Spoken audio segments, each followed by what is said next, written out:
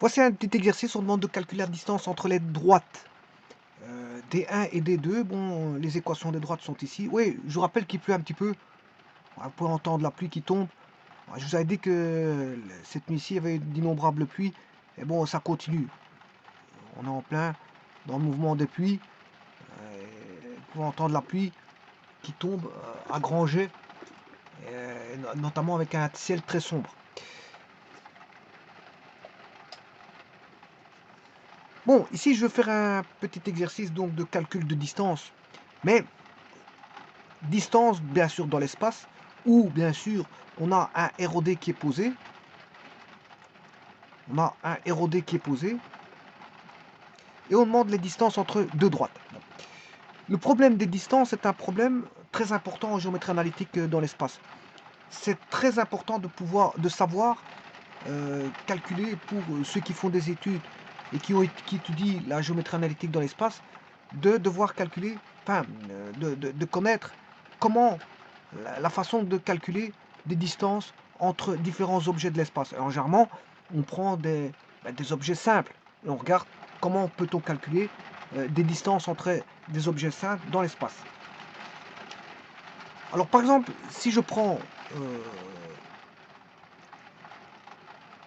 deux points,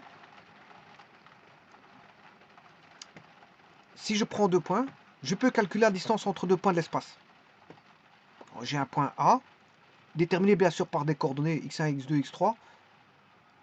Enfin, je peux l'appeler x1, x2, x3, mais je peux l'appeler aussi x1, y1, z1. Et un point B de coordonnées x2, y2, z2. Bon, ça c'est assez simple. Vous connaissez la distance euclidienne. C'est x1 moins x2 au carré plus y moins... Voilà, il faudrait que je réaugmente la taille de la racine carrée parce que c'est pas ce qu'il faut.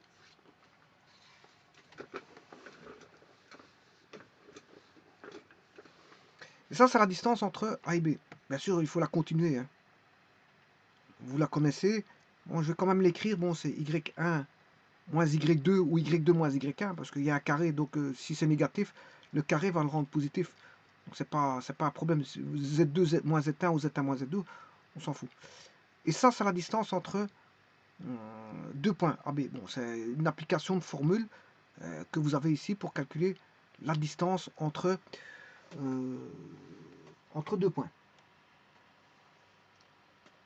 Maintenant, on peut être amené à calculer la distance d'un point à un plan. Une chose que j'ai déjà fait à plusieurs reprises. Là, à ce moment-là, c'est pas encore trop difficile.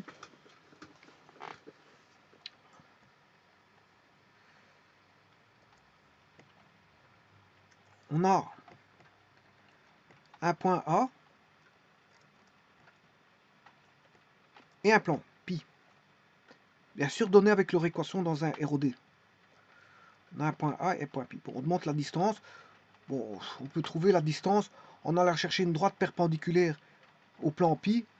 On aura le point de percée que j'appelle A', et vous cherchez la distance entre deux points A'.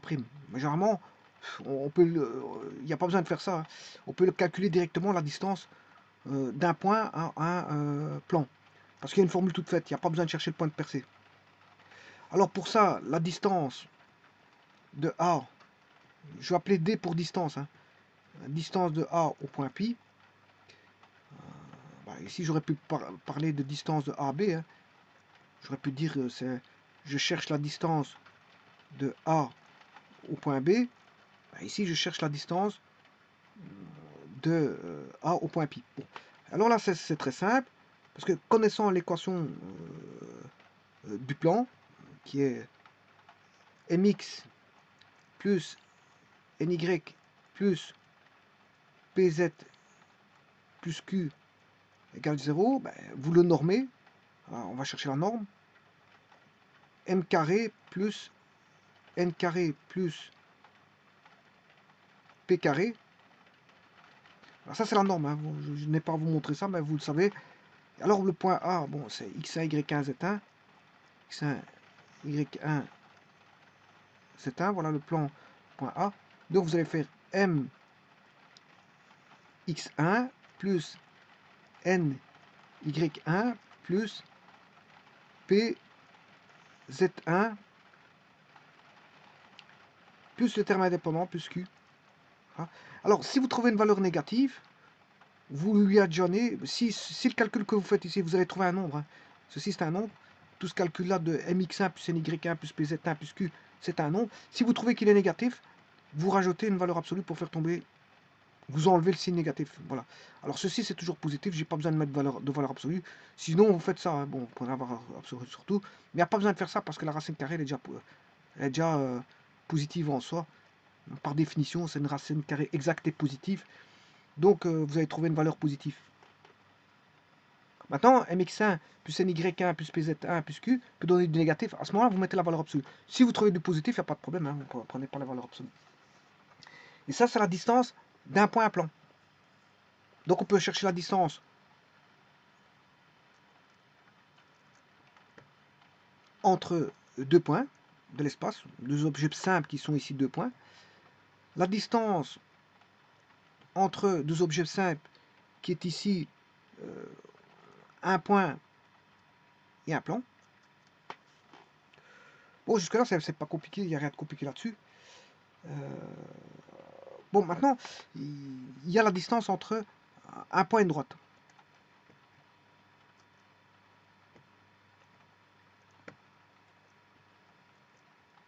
La distance entre un point A et une droite que je vais appeler, ouais, distance ici, c'est distance, hein, ça. Je vais mettre deux barres pour dire que c'est distance. Là, c'est droite. Pas confondre le D, ici, le D, c'est distance. Distance entre un point A et une droite D. Là, à ce moment-là, on a une droite, bien sûr, qui est donnée dans un repère orthonormé avec un point A. Alors, on va chercher un point B de la droite. Je vais chercher un point C qui vérifie l'équation de la droite. Donc, B appartient à la droite, bien sûr. B appartient à la droite.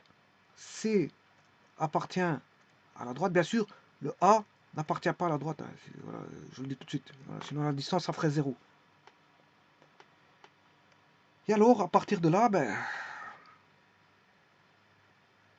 je peux trouver la distance. Bien sûr, c'est une distance perpendiculaire.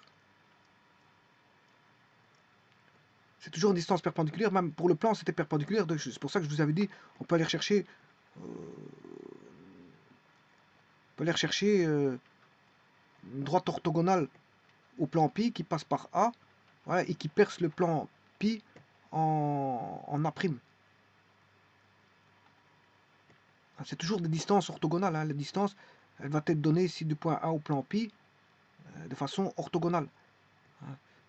Bon, la distance ici entre deux points, ben, c'est deux points. Bon, là c'est un segment qui va relier AB. C'est un segment, c'est la longueur du segment AB. Et si on est dans un repère en trois dimensions, il faut le décomposer en trois parties. C'est ce qui se passe ici. Il faut aller chercher sa longueur sur X, là, sa longueur sur Y, sa longueur sur Z.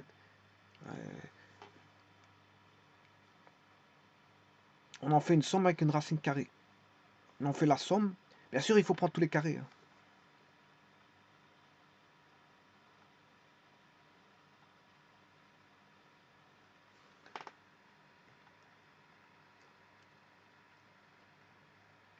Alors, si pour chercher la distance ici, la distance, bon, la distance elle est là, c'est de A à, je vais l'appeler ici A'. Bon, je peux aller chercher aussi, de la même façon que tout à l'heure, une droite perpendiculaire à la droite D, passant par A. Et puis aller chercher le point d'intersection des deux droites, hein, que je vais appeler D1 et D, et chercher la distance A'. Encore une fois, j'aurai une distance entre deux points. Bon, bah ici, on peut le trouver directement par formule. Donc la distance de A'. La distance A' ne sera rien d'autre que, bon, j'ai fait le développement, ce sera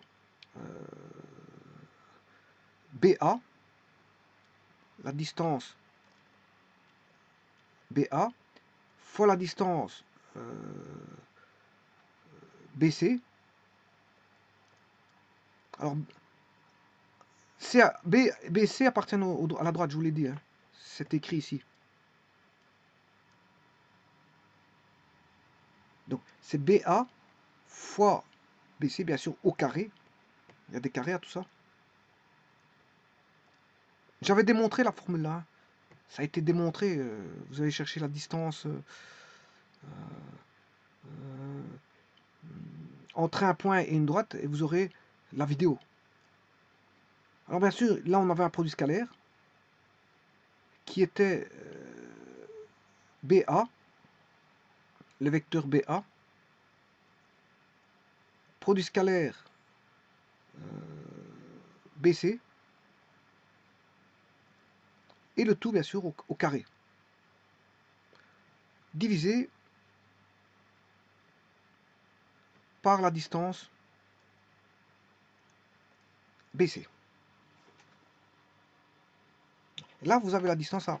Et vous appliquez cette formule-là, vous allez avoir facilement, vous allez avoir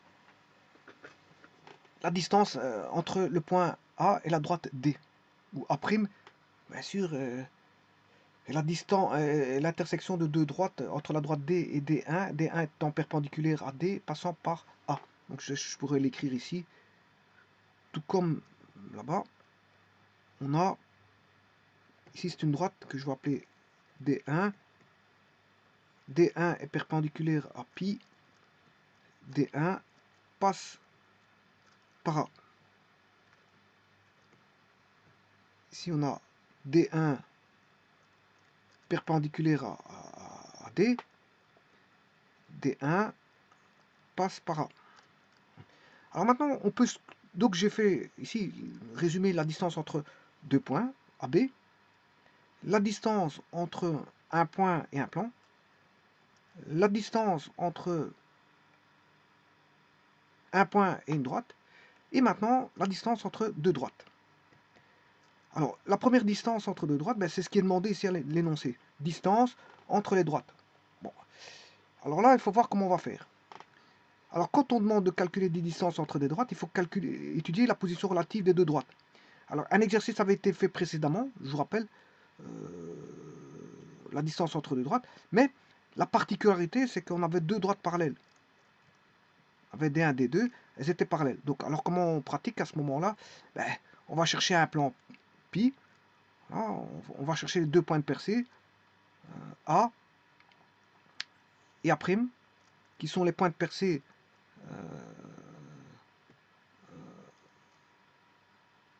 de ces deux droites dans le plan pi. Donc, D1 inter pi égale A. C'est un singleton, je vous rappelle. D2 inter pi égale le singleton A'. Et que la distance A' est la distance des deux droites. C'est la distance entre la droite D1, D2. Alors, en tout point, vous aurez cette distance-là. Hein. Une fois que vous avez la distance, comme c'est parallèle, vous aurez la distance partout. Et ça, c'est un exercice qui a été fait précédemment pour vous dire qu'il y avait deux droites parallèles. Ben, il suffit de chercher le point de percée. Ben, là, on a directement la distance. Hein. Bon, c'est très simple. C'est un calcul de point de percée, c'est tout. Mais il faut le faire deux fois parce que vous avez deux droites. Mais on n'a pas toujours des droites parallèles. Le problème, il est là. Et là, justement, vous avez justement deux droites qui ne sont pas parallèles.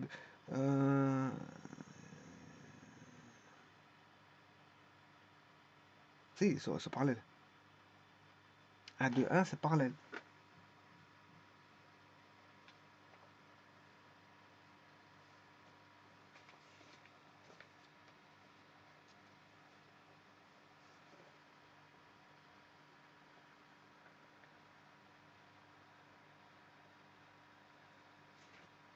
Bon, bah, on va changer l'énoncé parce que c'est vrai que ça, c'est un énoncé que j'ai déjà fait, ça.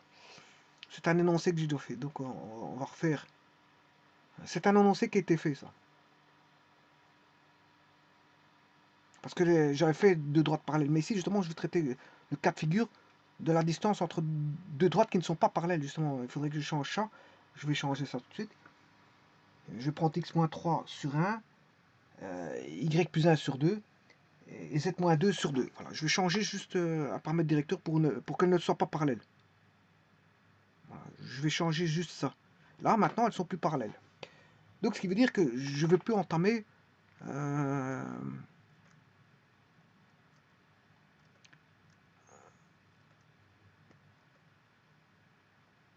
la même procédure que ceci. Alors, rappelez-vous qu'il y avait deux techniques. Hein. Il y a la technique à plusieurs variables et la technique normale. Une technique normale, bon, d'intersection, technique voilà, d'étude de position relative, de calcul de distance. Et puis j'avais la technique à plusieurs variables. Mais ici, ça va être aussi la même chose. Hein. Il y aura deux manières de faire. Il y aura la technique avec l'étude de position relative et puis l'usage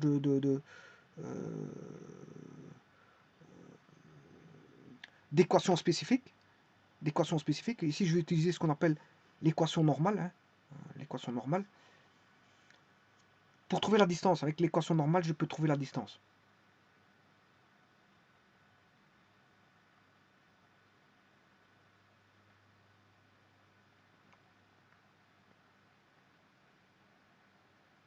Alors, l'équation normale a une allure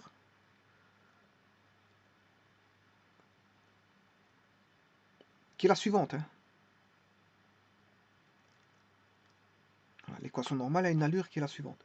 Simplement, on aura bien sûr du x, y, z. À la place d'un point, c'est une équation, c'est x, y.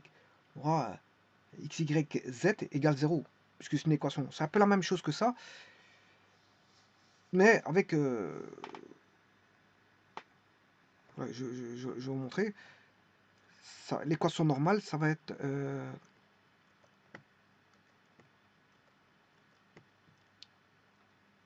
m x plus ny plus p z plus q égale 0, le tout divisé par la racine carrée de la norme. Donc, enfin, de la norme, mais m carré plus n carré plus q carré. Alors là, il y a un plus ou moins, bon, il y a un plus ou moins ici.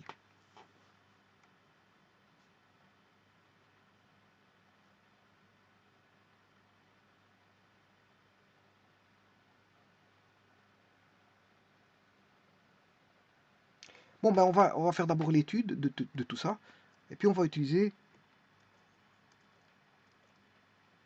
On va d'abord tracer donc cette droite, D1 sur GeoGebra.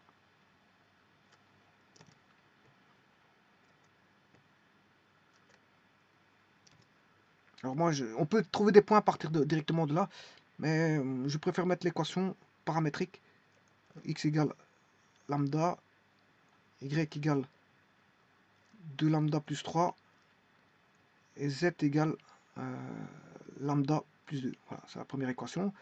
De la droite D1, chercher la droite D2,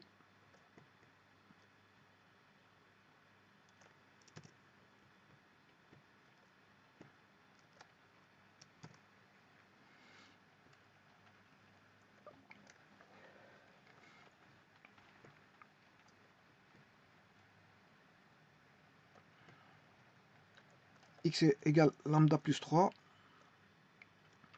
y égale 2 lambda moins 1. Bon.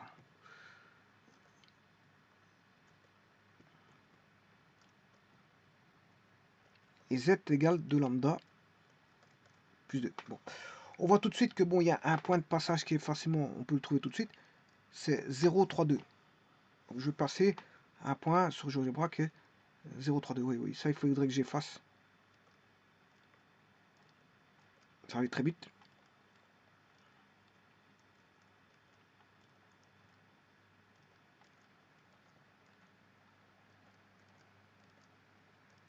Moi, je peux faire nouveau, mais bon, le temps que j'efface, ça va très vite aussi. Hein.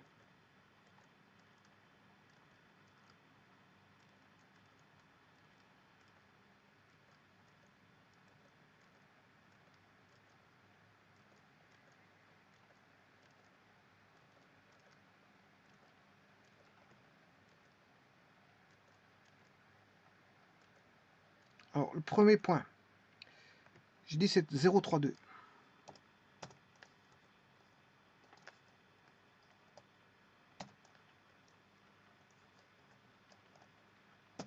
Le premier point. Un second point. Donc les droites ne sont pas parallèles, hein, je vous le dis tout de suite, parce que les paramètres directeurs des deux droites, il y en a un c'est 1, 2, 1 et l'autre c'est 1, 2, 2. Bon, ils se différencient. Si j'avais 1, 2, 1, 2, 1, ils sont parallèles. Mais justement, c'est pour ça que j'ai dû changer le 2 pour ne pas avoir deux droites parallèles. Donc elles ne sont pas parallèles, je vous le dis tout de suite. Donc ça, je pourrais écrire que D1 n'est pas parallèle à D2. Justification, mais ils ont des systèmes de paramètres directeurs qui ne sont pas proportionnels. Voilà, ça c'est la justification.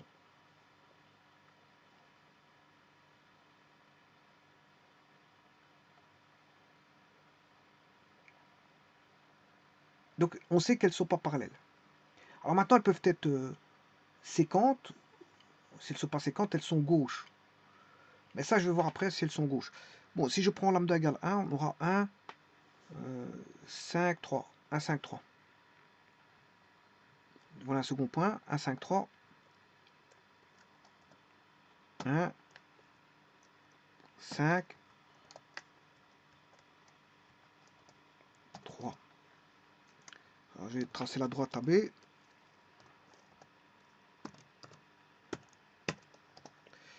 1, 2, 1, 0, 3, 2. Donc c'est bon. Ça, c'est la bonne droite. On le voit tout de suite. Hein. Bon, c'est la bonne équation qu'on retrouve. Voilà, on retrouve cette équation-là. Bien sûr, là, elle est donnée sous forme de vecteur. Hein. C'est le vecteur x qui est égal au vecteur U1 plus lambda U2. Voilà, ici, quand vous faites l'égalité des composantes, vous savez, voilà, l'écriture comme ceci. Donc ça c'est D1, ça c'est D2.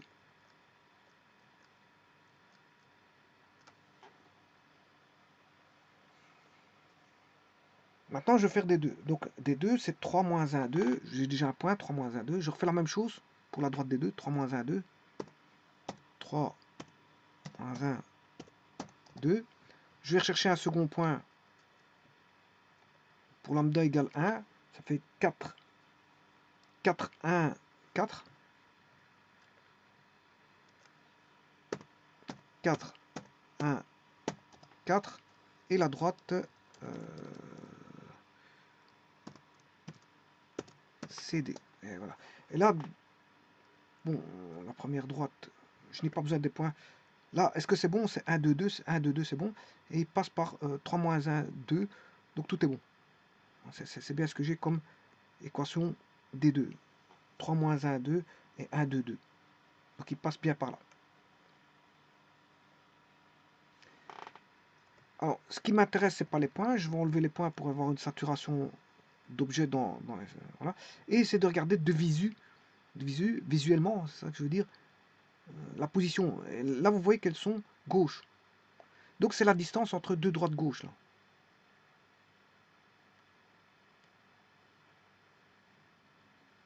C'est la distance entre deux droites gauche. Bon, je peux rechercher. Bien sûr, il y a une technique à ça, hein, la distance entre deux droites gauche. Je vous ai dit ici, je ne vais pas utiliser la distance entre deux droites gauche. Ce que je vais faire, enfin, je ne vais pas utiliser la technique pour rechercher la distance entre deux droites gauche, parce qu'il y a une technique. On va rechercher ce qu'on appelle des droites qui vont venir s'appuyer, qui sont perpendiculaires. Là, il faut rechercher la perpendiculaire commune qui s'appuie sur les deux droites. Voilà. Et après, quand on a l'intersection, voilà, on peut. Quand on a l'intersection, à ce moment-là, on peut chercher la distance, puisqu'on a deux points d'intersection. Bon. Et ici, je ne vais pas le faire comme ça, je vais le faire directement par ce que je vous ai dit tout à l'heure, c'est-à-dire l'équation normale. Alors, la première des choses, c'est de vérifier qu'elles sont gauches. C'est vrai que, bon, là, de visu, elles sont gauches. Mais il faut que je le prouve. Je vais le prouver par une justification mathématique. Je vais rechercher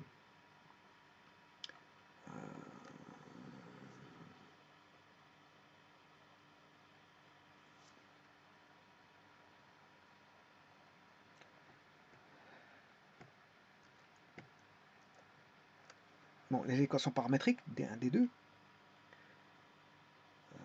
Et je vais mettre, je peux soit prendre celle-ci et l'injecter dans celle-là, ou prendre celle-là, l'injecter dans celle-ci. Et je regarde, regarder s'il existe un lambda qui va vérifier la triple égalité.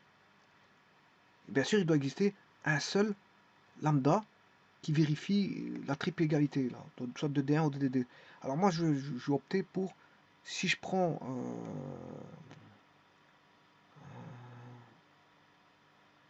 je vais prendre celle-ci. D1, je vais remplacer dans D2. Je vais faire ça tout de suite.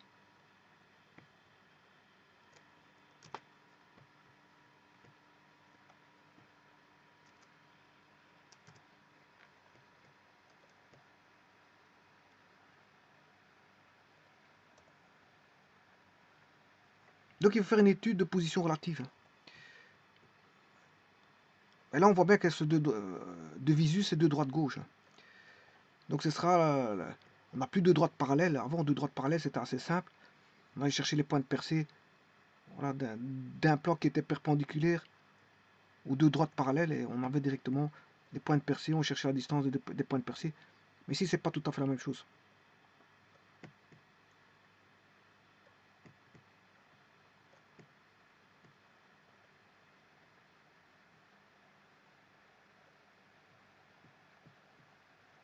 Bon, je remplace lambda.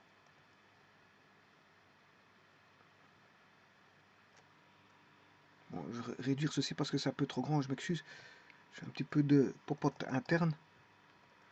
Alors, x égale lambda. Oui. Je mets lambda. Y égale 2 lambda plus 3. Oui. Je mets 2 lambda plus 3, mais... je vais reculer ceci.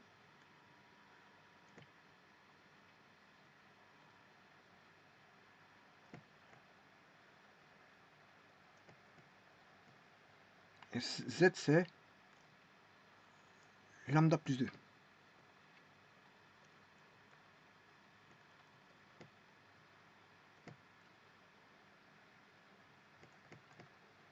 Ceci disparaît complètement. Je fais un petit peu de popote interne, vous aurez compris que il faut bien que je mette certaines choses d'allure pour qu'on peut continuer les explications, parce que bon...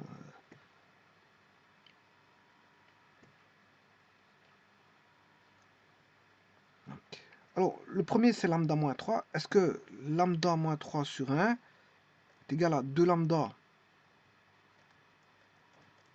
plus 4 sur 2 est égal à lambda sur 2?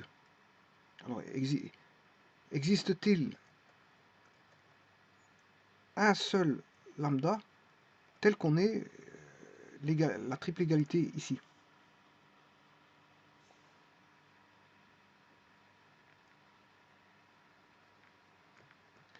Est-ce que lambda moins 3 est égal à lambda plus 2? Ah non, ça c'est pas possible ça. Lambda, si c'est lambda moins 3, ne serait pas égal à lambda plus 2. La preuve, je vais vous montrer ici. On aurait lambda moins lambda égale 2 plus 3. On aurait 0 lambda égale 5. Ça c'est faux, hein. On n'a jamais quelque chose fois 0 égale 5. Allez, donc déjà lambda moins 3 égale lambda plus 2. On a un nombre, on fait moins 3, et on prend ce même nombre, on fait plus 2. Ben, c'est pas les mêmes, on obtient deux choses. Parce que déjà, bon, le calcul d'addition, c'est des applications, c'est-à-dire qu'on n'a qu'une seule valeur, une et une seule valeur.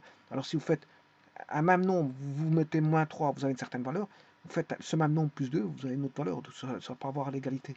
Mais en plus de ça, si vous faites l'équation, lambda moins lambda, ça fait 0 lambda. 0 lambda n'est jamais égal à un nombre. Hein. Ça, c'est une équation impossible.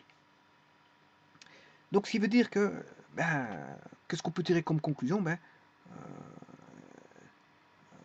il n'y a pas d'intersection. Il n'y a pas d'intersection. Donc, on sait dès le départ que, je vous ai dit, ils n'ont pas même système de paramètres directeurs. Donc, D1 n'est pas parallèle à D2. Ça, c'est d'une chose. La seconde, c'est que D1 n'est pas séquent à D2. Donc la conclusion c'est que D1 et D2 sont gauches. Voilà, ils sont gauches. D1 et D2 sont gauches. Donc c'est la distance entre deux droites gauches. C'est ça le problème. Alors je vous ai dit qu'on peut pratiquer par ce qu'on appelle la recherche de la perpendiculaire commune. Ici c'est pas ça que je vais faire. Je vais chercher, bon, par les faisceaux de plan bien sûr, mené par la première droite, un faisceau de plan qui va passer par la seconde droite. Quelque part, c'est une des techniques utilisées par la perpendiculaire commune aussi. On fait un petit peu ça. C'est un petit peu ça. C'est un petit peu la perpendiculaire commune, c'est ça. Voilà, parce que de toute façon, la distance, c'est la plus courte distance. C'est une distance qui est perpendiculaire entre les deux droites. Hein. Donc, quelque part, je suis obligé de passer par cette technique-là. J'ai une droite là, là. Bon, pour chercher la distance, c'est la distance qui est perpendiculaire à celle-ci, perpendiculaire à celle-là. Donc, j'aurai la distance A'. C'est la distance, voilà, c'est la distance à perpendiculaire commune. Donc, quelque part, c'est le passage par les faisceaux de plan. Je vais faire passer un faisceau de plan qui va passer par, qui va contenir, si vous voulez, qui va passer par la droite D1 et la droite D2.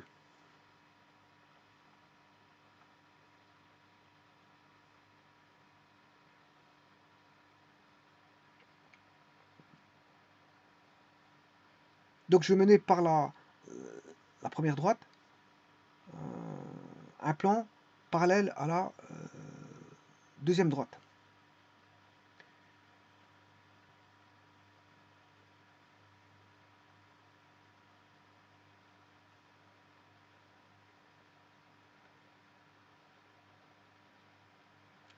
Et puis bon, pour faciliter, c'est vrai que c'est pas tout à fait la même technique qu'auparavant. La technique que je faisais auparavant, bon, c'est pas tout à fait la même. Ça y ressemble, mais ici je vais utiliser l'équation normale. Donc ça va venir faciliter un petit peu, court-circuiter, on va dire, les démarches. Ça court-circuite les démarches. Donc c'est une technique, une seconde technique, mais qui est un peu plus, je veux dire, un peu plus, qui n'est voilà, qui est un peu plus courte que l'autre. Il y a plusieurs manières de faire. Hein. Bon, ça c'est une autre. Alors on va essayer de chercher. Donc, on va mener par la première droite un plan parallèle à la deuxième. Donc tout ça, il faut que j'aille chercher pour faire l'équation d'un faisceau de plan.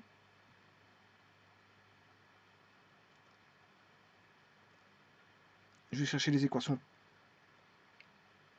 paramétriques.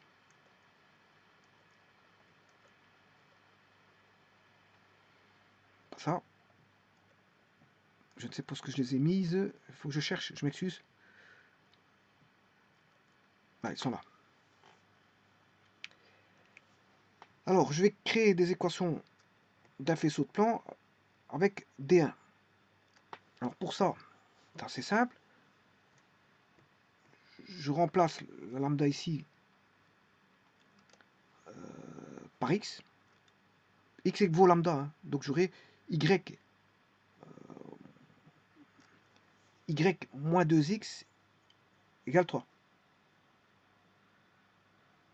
Y moins 2x égale 3. Donc c'est mon premier plan.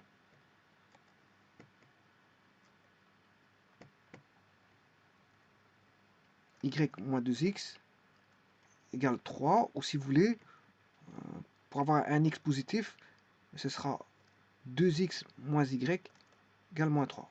Voilà le premier plan. Bon, bien sûr, vous aurez compris que je vais créer l'équation la droite des 1 vue comme intersection de deux plans.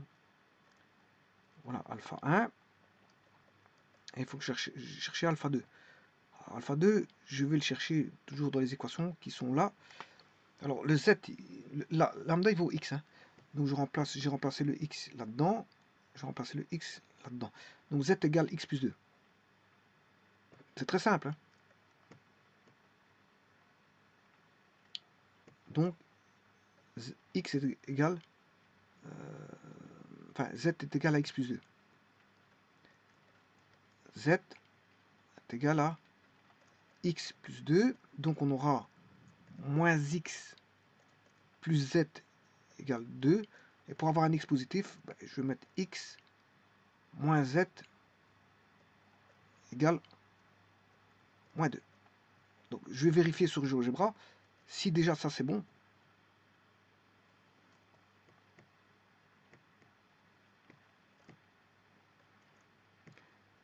Deux moins 1 moins 3.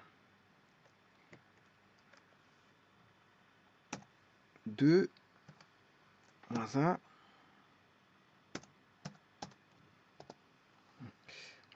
Premier, second.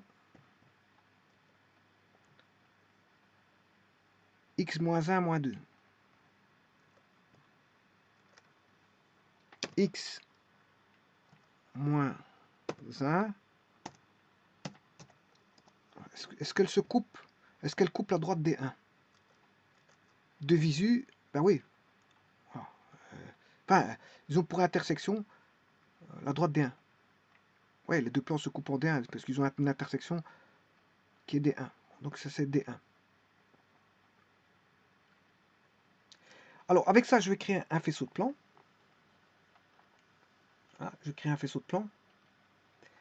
Et ce faisceau de plan doit être parallèle, si vous voulez, à la droite des deux. Ce faisceau de plan doit être parallèle à la droite des deux. Bon, ça c'est assez simple. Je vous dis, la technique des faisceaux de plan vient généralement faciliter les choses comme pas possible.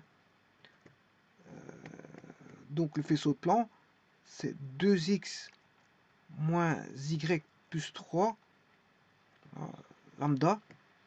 Alors lambda mu doit être différent de 0, 0, 0, je vous le dis tout de suite. Je ne l'écris pas, mais vous devez le savoir. X moins z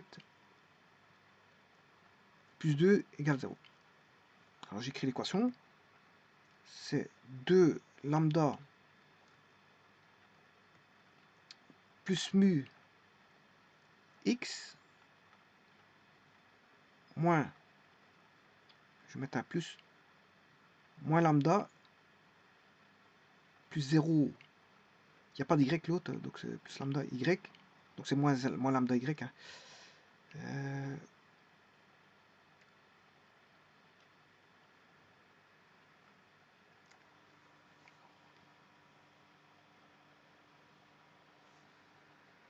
Alors en z, moins mu z, plus 3 lambda plus 2 mu égale 0. Bon, je vais retirer cette parenthèse-là, un petit peu gênante, et ce plus.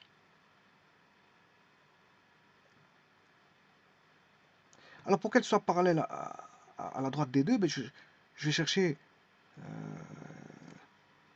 paramètre directeur de D2. Alors, une droite parallèle à un plan s'il vérifie, bien sûr, les valeurs du paramètre directeur. C'est-à-dire que pour qu'il soit parallèle, bon, x doit valoir 1, 1, 2, y doit valoir 2 et z doit valoir 2. C'est comme ça. Pour qu'un plan soit parallèle à une droite, j'ai déjà montré ça. Pourquoi? Parce qu'il faut passer par un plan directeur et travailler, on s'est expliqué ça par le plan directeur. Et donc ici, il doit vérifier 1, 2, 2.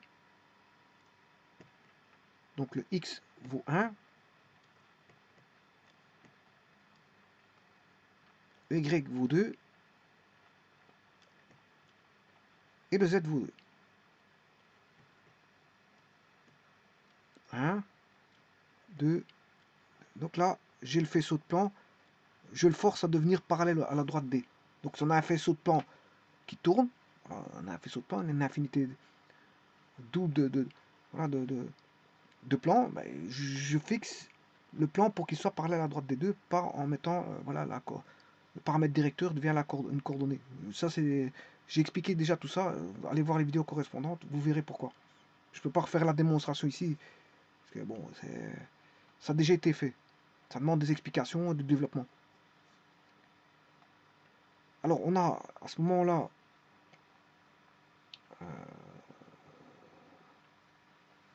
2 lambda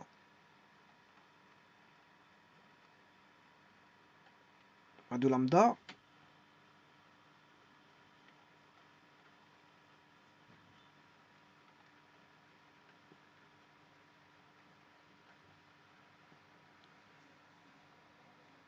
Donc 2 lambda plus mu.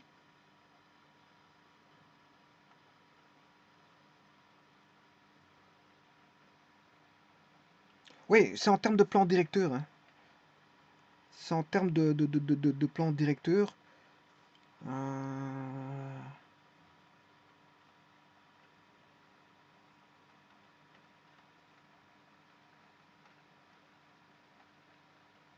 C'est en termes de plan directeur. Donc les explications, si je devais les donner, c'est en termes de plan directeur. Donc quand je remplace justement, quand là, le paramètre directeur qui est le composant d'un vecteur devient une coordonnée, parce que j'ai remplacé en tant que coordonnée x, y, z, ben, ça veut dire que je suis, pour avoir ça, que la coordonnée vaut la composante, c'est parce qu'on a un plan directeur. Donc il faut repasser par un plan directeur, et un plan directeur, ben, c'est un plan qui passe par 0, donc il n'a pas de terme indépendant. Donc ceci, ça tombe. Bon, on a ceci. Donc on a 2 lambda moins 2 lambda, ça fait 0. On a 0 lambda, et on a mu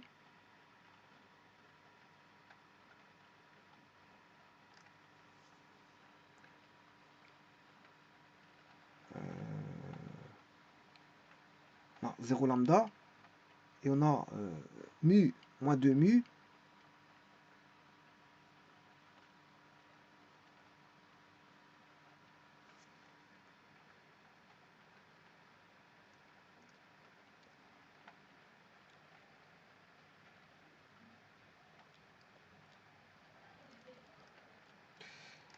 zéro lambda moins mu égale 0. Donc ici, le mu doit valoir bêta de lambda. Je cherche, je suis en train de chercher.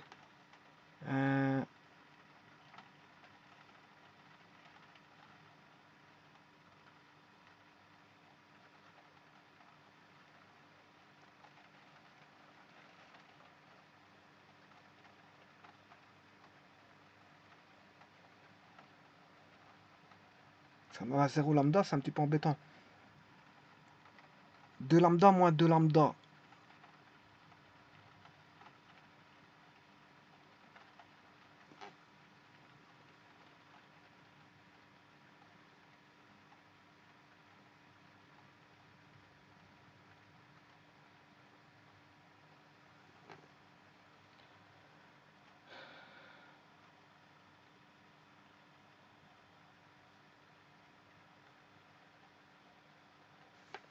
Je vais l'écrire autrement.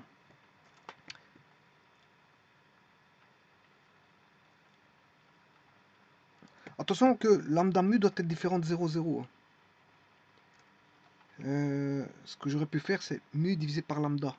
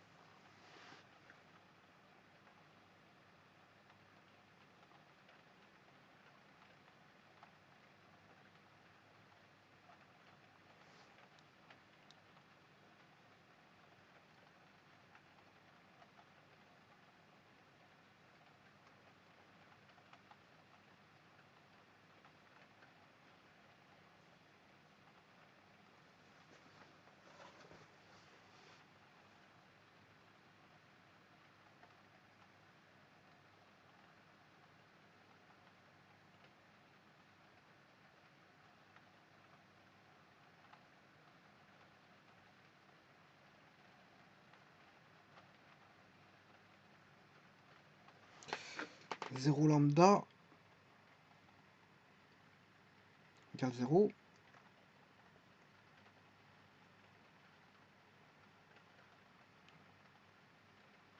Donc 0 fois lambda, ça fait 0.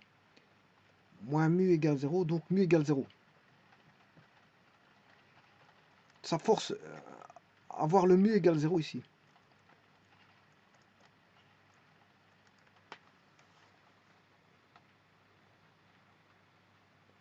On force le mu égal à 0 et lambda peut valoir n'importe quoi. On force le mu égal 0. Mais le lambda peut valoir n'importe quoi, mais je peux prendre lambda égale 1. Un peu tout bonnement. Hein. Je peux prendre 2, 3, 4, 5, 6. Voilà. Ce qui veut dire que c'est normal parce qu'il y a une condition de parallélisme. Hein. Donc celui-ci va tomber. Et donc on va si je mets lambda égale 1, ben, j'aurai 2x moins y plus 3. Donc ce plan-là, c'est 2x moins y plus 3. C'est une question parce que c'est parallèle.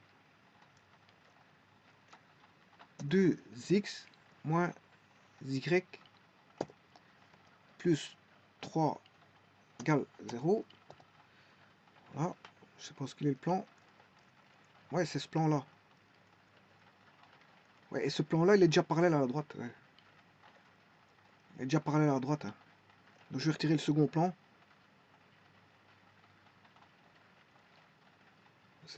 Lui, il est déjà parallèle à la droite. Il passe par la, voilà, il passe par la droite là-bas. Il est déjà parallèle à la droite.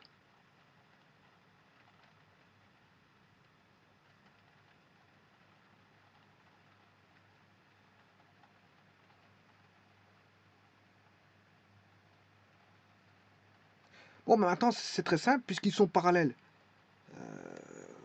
Rappelez-vous, quand on avait deux droites parallèles, qu'est-ce qu'on faisait?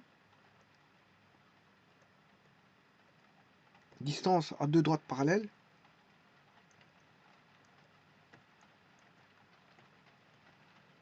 Voilà.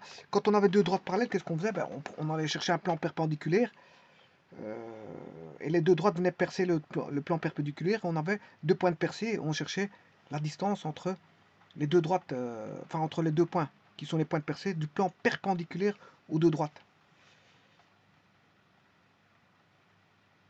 Voilà. Et la distance, c'était tout ce qui était parallèle à prime. Tout ce qui était parallèle à prime, ben, c'était la distance. Mais ici, c'est un peu la même chose, mais retourné. On a retourné la situation. On a retiré un petit peu la situation. On a deux droites gauche, une droite D1, une droite D2. Je crée un plan qui passe par D1 qui est parallèle à D2. Voilà. Et là, j'ai directement distance, puisque tout est parallèle. La distance, elle est la même partout entre le plan et la droite D2. Donc maintenant, il suffit que je prenne un point quelconque de la droite, hein, parce que la distance est la même partout, puisque j'ai un plan parallèle. Bien, comme la distance est la même partout, je prends un point quelconque.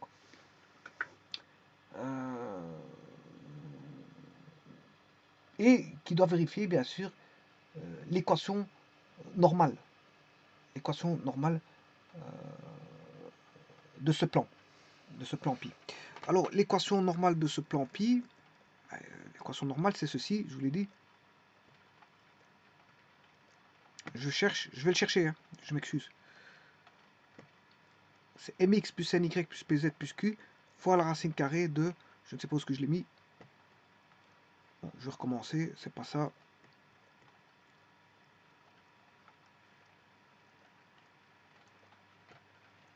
Voilà, ça c'est l'équation normale. Donc je prends un point quelconque qui doit vérifier l'équation normale du plan, bien sûr, pi qui est le plan parallèle à la droite D.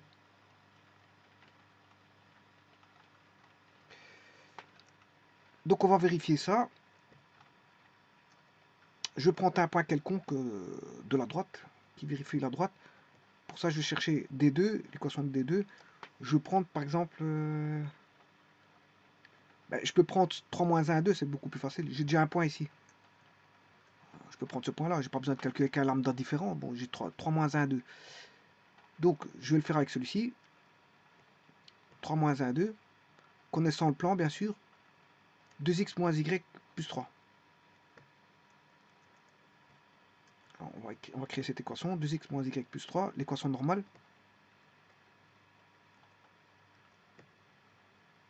2x moins y plus 3 racine carrée de 2 au carré, ça fait 4 plus 1 au carré, 1. Ah, ici, il n'y a pas de z carré, donc c'est 4 plus 1. Il n'y a pas de z. C'est, voilà, le coefficient en x carré qui est 2, 2 au carré. Coefficient en y carré qui est moins 1, 1 au carré. Moins 1 au carré, ça fait, en fait, c'est moins 1 au carré. Coefficient en z, il n'y en a pas. Si je mets au carré, voilà, la racine carrée, ça fait racine de 5. Ça fait la racine de 5. Donc, j'ai racine de 5. Maintenant, bien sûr, je vais mettre une valeur absolue, parce que la distance est positive, mais on verra ce qu'on va obtenir, hein, si on a de positif ou de négatif, on verra. Donc ce qui veut dire que si j'ai du négatif, il faudra que je mette un moins. Donc j'ai racine de 5, x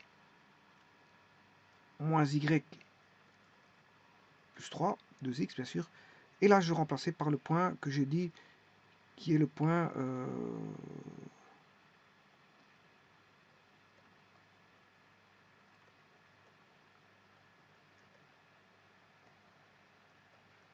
soit celui-là ou soit celui-là. 4, 1, 4. Je prends un des deux. Je prends 3 moins 1, 2. 3 moins 1, 2. 2. Et là, je vais avoir la distance. Hein, la distance entre la droite D1 et la droite D2. Bien sûr, à valeur absolue, parce que pour l'instant, je ne connais pas le signe. Alors, je dis, je vais prendre 3 moins 1, 2.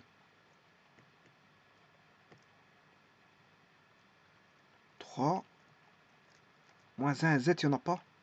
On s'en fout du 2.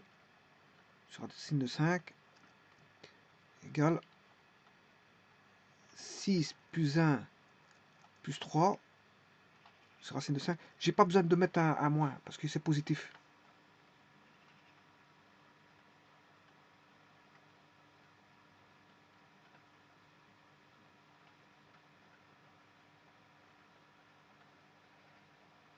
J'ai pas besoin de mettre un moins parce que c'est positif.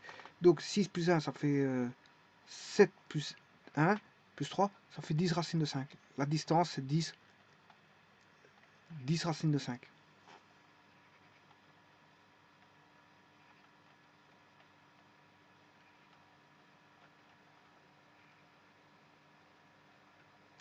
Alors maintenant, je vais regarder la distance par GeoGebra. Distance D1, D2. Alors D1, c'est F et G. 4,45. 10 sur 4,47. Voilà, c'est ça. Donc vous voyez que j'ai pas besoin de faire tout un schmilblick d'aller chercher des plans parallèles à la première droite, à la seconde droite, d'aller chercher la perpendiculaire commune. Pas besoin de faire tout ça. Hein.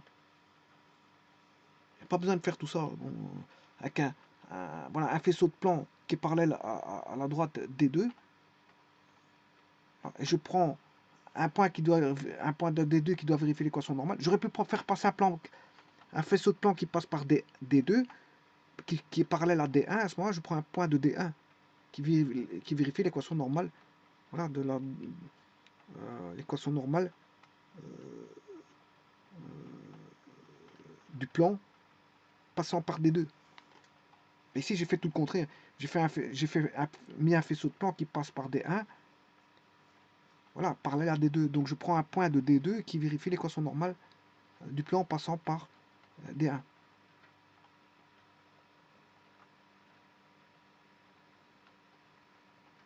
Donc, mais on aurait pu faire une technique beaucoup plus élaborée. Hein. C'est la technique pour rechercher, si vous voulez.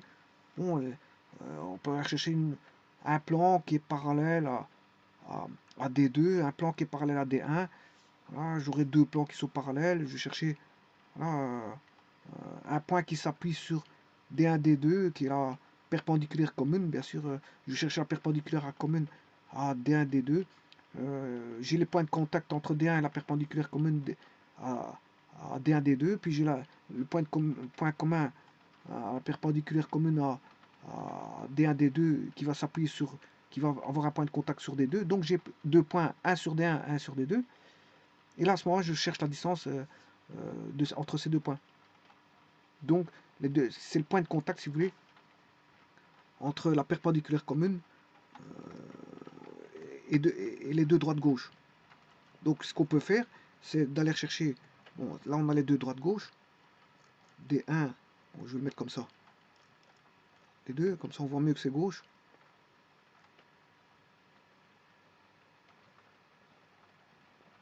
Je vais chercher une droite qui est la perpendiculaire commune. Alors, il y a toute une technique pour rechercher la perpendiculaire commune. PC, perpendiculaire commune. Et je vais chercher les points de contact ici. Voilà, qui est A, A', et je cherche la distance à A'. Et là, j'ai la distance entre les deux droites. Bon, j'ai pas fait ça ici, parce que bon, c'est une technique qui est plus simple, parce que celle que je viens de vous montrer, elle est très simple. Hein. Voilà, il suffit de chercher, voilà, on prend le faisceau, on crée un, voilà, on a, au départ, on a deux droites données sous forme coutumière, vous les mettez sous forme paramétrique, et paramétrique, vous pouvez aller chercher, bon, vue sous forme d'équation de deux plans. Une fois que vous avez l'équation vue sous forme, voilà, ici, à partir des deux paramétriques, vous créez, soit pour l'un ou pour l'autre, vous le faites qu'une fois d'ailleurs, c'est ça qui est bien. Hein. Vous créez soit une droite vue comme intersection de deux plans de D1 ou une droite vue comme intersection de deux plans de D2, soit l'un ou l'autre. Moi ici j'ai fait pour une droite vue comme intersection de deux plans de D1. Voilà. Et puis je crée un faisceau de plan, et ce faisceau de plan, qui est très facile à créer, hein, voilà, qui est très facile à créer,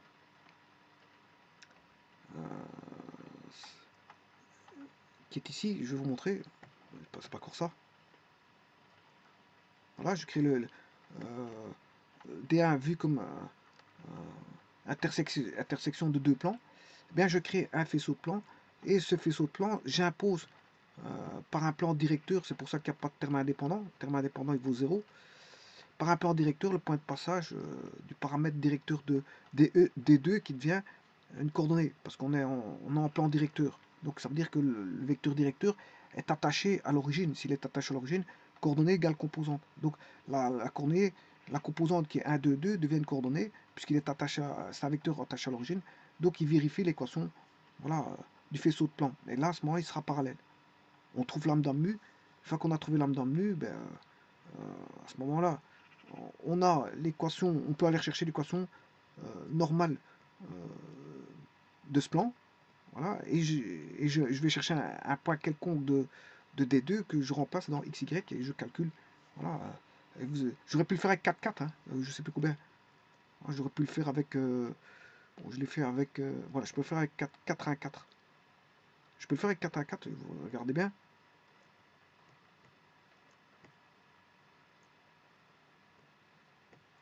4, 1, le 4, z égale 4, je ne peux pas le mettre parce qu'il n'y a pas de z ici. Ce qui fait 8 moins 1, 7. 7 plus 3, ça fait 10. De nouveau, j'obtiens 10. Donc vous voyez, j'ai remplacé avec 4 1, 4. J'aurais pu le remplacer avec un autre point, ça fera toujours 10 sur racine de 5. Donc c'est une technique assez simple pour trouver la distance entre deux droites gauche. Donc sans aller chercher la perpendiculaire commune. Voilà, c'est assez simple. On va chercher l'équation de la... à l'aide d'un faisceau de plan, on impose le parallélisme à une seconde droite, et à partir de là, je vais chercher l'équation normale du plan. En remplaçant bien sûr par un point de la droite, de l'autre droite,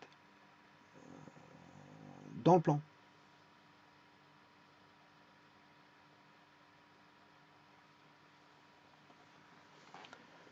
Je vous remercie.